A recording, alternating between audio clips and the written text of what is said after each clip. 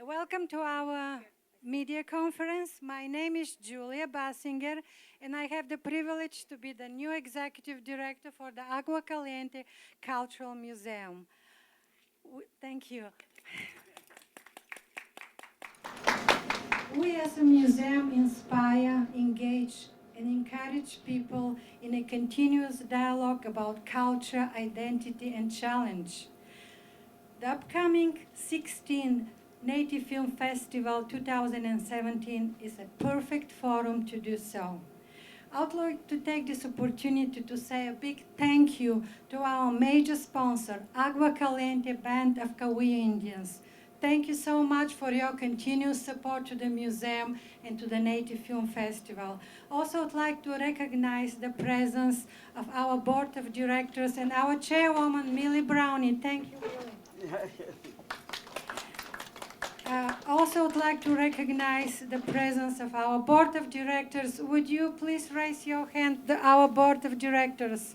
We have Savannah, Moreno Potencio, Virginia. We have Debbie. Debbie is here. And I hope and Vince is also here. He just helped Chris to with his car, to park the car, correct. So thank you. And also to recognize the committee, Native Film Festival Committee chaired by Vince Gonzalez and members Savannah Saubel, Sunshine Edwards, and Sean Milanovic. Thank you very much for your hard work. And of course, I would like to recognize the presence of the PR department of the Agua Caliente Band of Kauai Indians, Kate and Joe. Thank you very much for helping us. Thank you. Also, we have our staff members here. Thank you for helping to organize the press conference. We have Matthew, Kara, Paula. Thank you very much. And now finally, but not the least, our very special guest, Dr. Julie Proudfeet and Chris Eyre, the movie director, award-winning movie director, Chris Eyre. Thank you for coming and joining the press conference. And I would like to invite our chairwoman, Millie Brownie, to address the conference. Thank you. Hello. We're very excited about this year's film festival. The museum started this, and with the idea that there is a lot of indigenous films out there throughout the world that most people do not get to see. And because of our sponsorship from the tribe, we're very fortunate that we're able to show these films and sponsored by other tribes for the benefit of the community and the people to understand some of the problems and situations that exist throughout the world. And a lot of these problems are the same problems that a lot of Native Americans encounter. And so we're very excited about what our films are going to be in. I hope that everybody can make it. And now I'll turn it over to Chris Eyre and Jolie.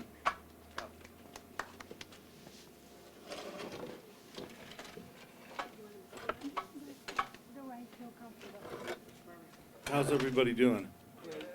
All right, thank you for being here. This is great.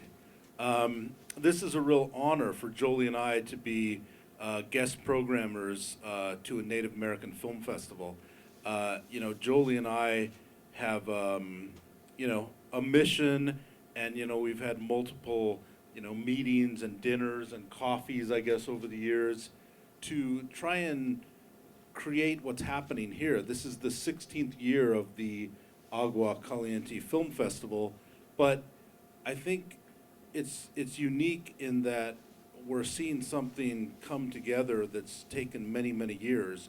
Graham Greene, who is being honored with the Richard Milanovic Award this year, is very well respected, has been in the Green Mile, has been an Academy Award nominee in Dances with Wolves 20-some years ago?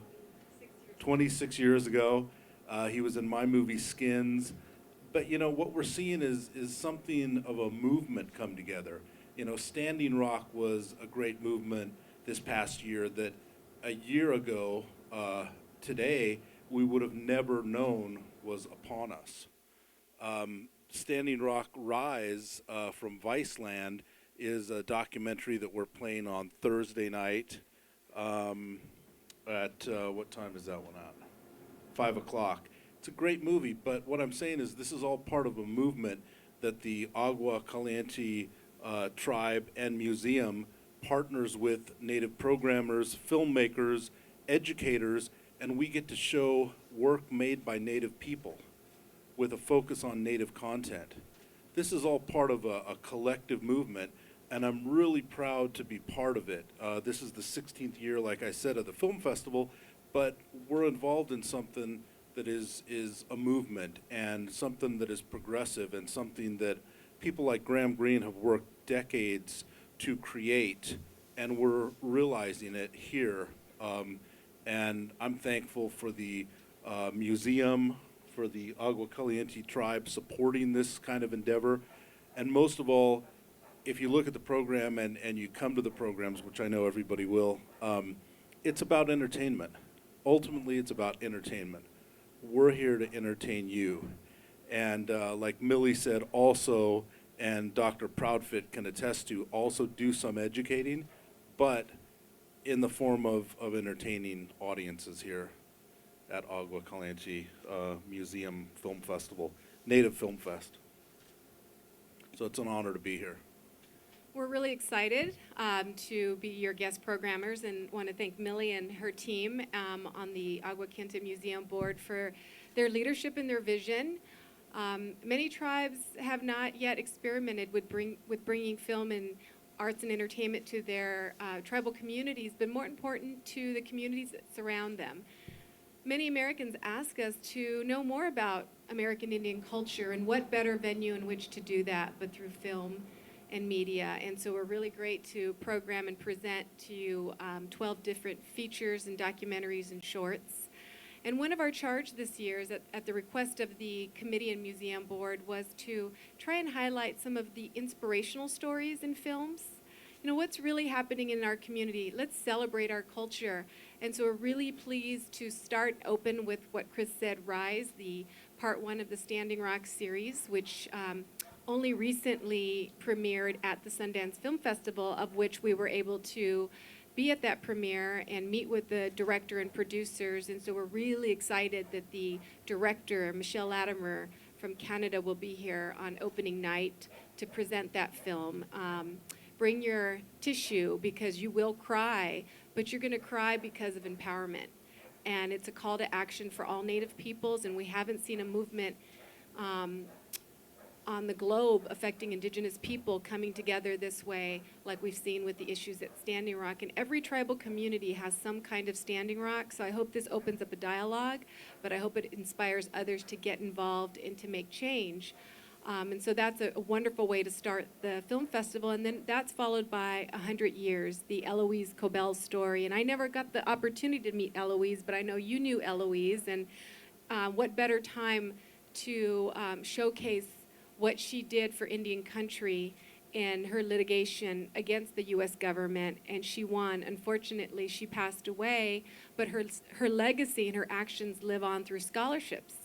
And so I remind my students all the time, especially those who are partaking in the Eloise Cobell scholarships, one woman's fight will be the future of many young Native people. So it's a great positive and uplifting story about a Native woman's fight for accountability to the federal government. And that discussion will be followed by the former ambassador to the United Nations, Mr. Keith Harper, who was legal counsel to that particular case. So audiences are in for a treat in not only watching Indian country in all its glory and reality, but hearing from those in the community who have been engaged in working with that.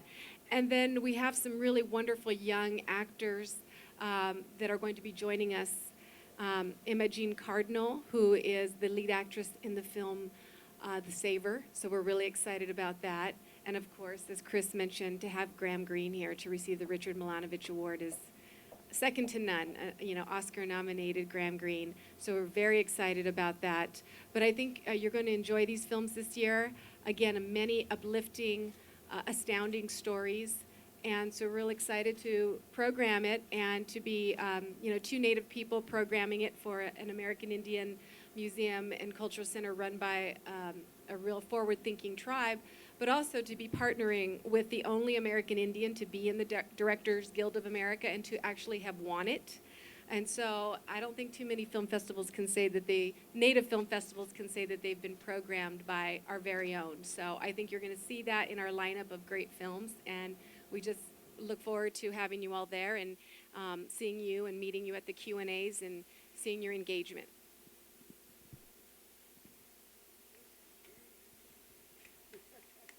Questions from the media, from board members maybe?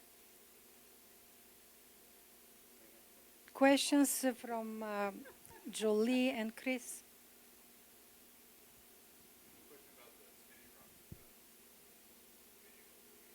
You said it's part one, and is part two going to be? Well, we had the opportunity to see this movie at Sundance Film Festival, which was just last month. And one of the great things that Jolie and I get to do, besides bring great movies to this festival, is canvas film festivals to find those movies.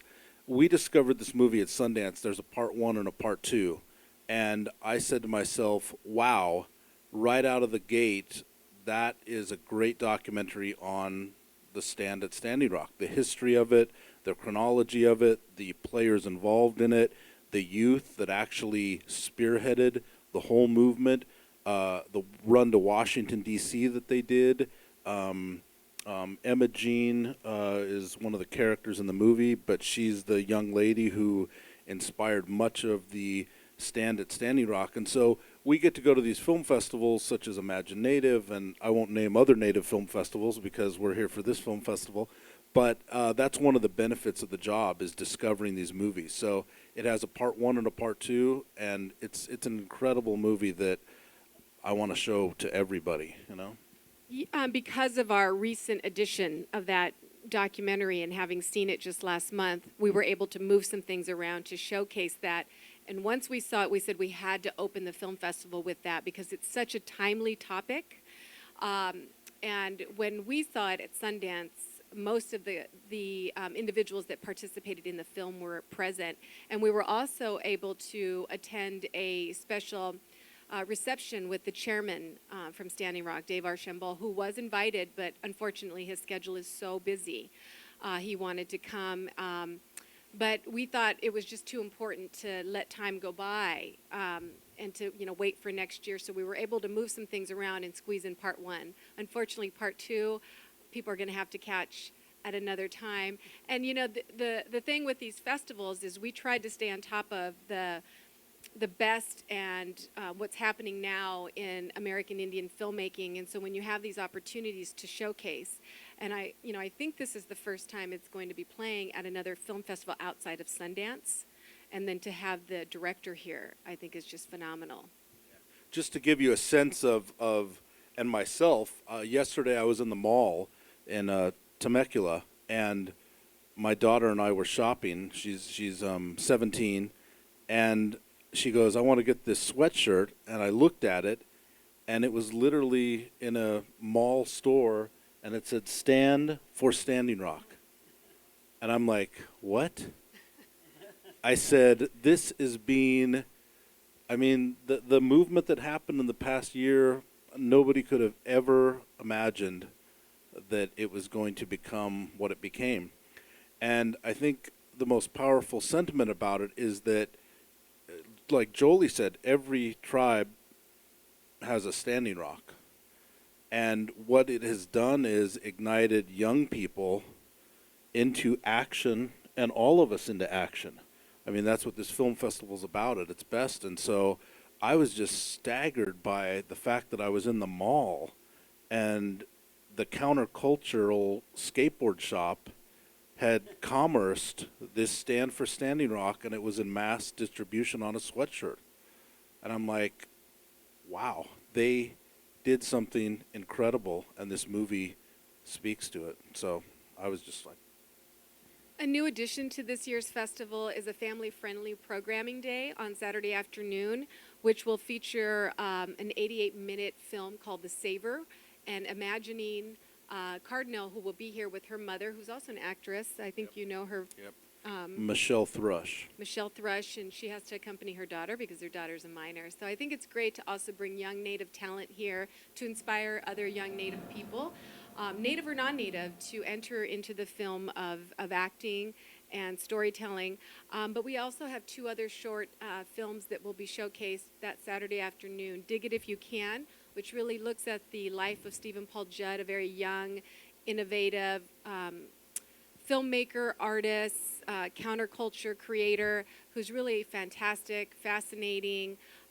He's doing some wonderful things, and I think he's about to really blow up in Hollywood. So it's really neat to see him, and he'll be here talking to the young people in particular. And then Badger Creek, which is a story that I've seen over the years develop when they were first starting this 26-minute film, which really highlights a family in Montana and the family's devotion to education and to better their children and their grandchildren's life. And it looks at this Native family in Montana and how they've encouraged their kids to go on to education. And you would think a simple story like that would be commonplace, and where is the entertainment value in that? But when I first saw a snippet of this short 3 years ago when they were first making the film, I screened it with several of my students. And that night we screened about 20 films, because we get about 500 or 600 submissions. And hands down, everyone said, we have to show this. And it wasn't ready, so we were able to show a sneak peek. But now it's done, it's complete, it's ready, and we're going to show that for you on Saturday afternoon. So those are the kinds of gems of films that we have found. And with our relationships and professional careers and opportunities, we're able to bring the filmmakers as well as the actors and actresses associated with the films for really invigorating Q&As. Yep. Saturday night we have an interesting movie called Teata, and it's interesting because it was financed entirely by the Chickasaw tribe. So what you have is you have another tribe, which we all support, making their own content, commercial content, entertainment. Graham Greene's also in that movie. Koryanka Kilcher is in that movie, but it's the history of a Chickasaw tribal member that was an entertainer in the 20s, that entertained in Europe and New York City, and it's her life story. And the Chickasaws actually financed, underwrote, made this movie Teata, and we have another film festival, another tribe that's playing it, and there's just something happening here that's really amazing and really great, and it's all art, and so that's Teata, and that's Saturday night at 7 o'clock with Graham Greene in the movie. And I know Graham has a new movie opening in theaters on Friday night, so it's nice to have someone who has a new movie coming out. What is the movie? I think it's The Cabin, or I think that's what it's called. Yeah. The Shack, is that what it is? The Cabin, The Shack? The Shack, The Cabin. Yeah. It's not playing at our festival, so who cares? The Hut. But one of the actors in that film will be here with us, and we're just really excited to have him, that kind of caliber of an actor. But again, we have actors and actresses coming from 16, 17 years old all the way to senior veteran actors at this festival. Couldn't be more thrilled and excited. And again, I think highlighting some of the best of what's happened in Indian country in past, present, and what we can expect for our future. The Teata story is so beautiful because not only does it showcase a Chickasaw woman's legacy and contribution. She was given the Presidential Medal of Freedom. Many people don't know her story. But it also highlights Native women. And many of our stories and film festivals have not showcased Native women. And so we've made a point to do that here. And several of the actors that we have coming, we're excited to bring with the film Sun at Midnight, Deborah Jacobs, who's an up-and-coming Canadian Indigenous actress and who's done some really great work and has some big movies coming out. So she'll be here, and that's playing Friday evening. We also have some shorts from around the globe. Footsteps, which is based out of New Zealand, which is a beautiful short, a 14-minute short, which I think people will be astonished to see the beauty not only of the land, but of the traditional storytelling brought to life on the big screen. So again, these are just really wonderful opportunities to showcase what's happening in Indian country, both here in the U.S. and globally. And so we're just really glad to be a part of this year's programming, and we want to again thank the museum board and under Millie's leadership over the 16 years to bring these wonderful films to Palm Springs, to the heart of Indian country in many respects. And who doesn't want to be in Palm Springs in early March, right? So no better place to have a film festival than to bring them to the Agua Caliente Cultural Museum and to the homeland of the Agua Caliente people. So again, we're happy to program it, and I think you're going to enjoy what you see. Thank you, and Jolie and Chris are available for questions, and the official press conference, it's over. Now you can approach them, and you represent different type of media. You can record, I hope it's okay, take pictures. It is important for us. And remember, the festival starts on Thursday, March 2nd at 5 o'clock at the Camelot Theater. So we look forward to welcoming you all to our Native FilmFest 2017. Thank you for coming today.